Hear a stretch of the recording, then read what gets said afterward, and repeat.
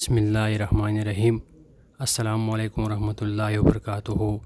جی ہاں ناظرین، social media پہ آج کل یہ خبر بڑی تیزی سے وائرل ہو رہی ہے۔ دنیا کے چپے چپے میں یہ خبر دیکھی جا رہی ہے۔ بتایا جا رہا ہے بھارت کے ریاست اتراکھنڈ کے ضلع ایروار گاؤں سول گاڑ میں ایک نوجوان جس کا نام وسیم بتایا جا رہا ہے عرف مونو قریشی کی بڑی دردناک موت ہو گئی ہے، اور گھر والوں کے مطابق اس نوجوان کو بڑے بے دردی سے مارا گیا ہے، لیکن حکومت کی طرف سے ابھی تک یہ بتایا جا رہا ہے کہ اس نوجوان کو اس کی موت ڈوبنے سے ہو گئی ہے۔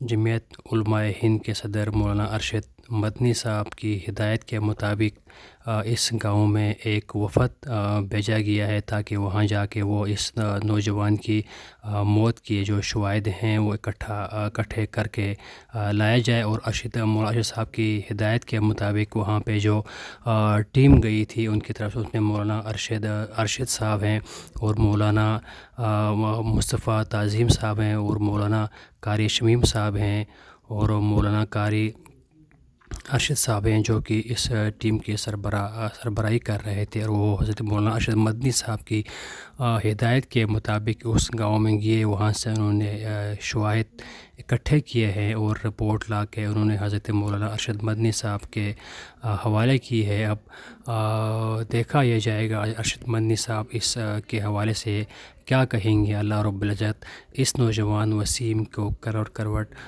جنت نصیب فرمائے، اور اس کے گھر والوں کو اللہ تعالیٰ صبر جمیل عطا فرمائے، اور ابھی دیکھنا یہ ہے کہ اس کے قاتلوں کو کیا سزا دی جا رہی ہے، لیکن یہ ابھی فی الحال قبل از وقت ہوگا۔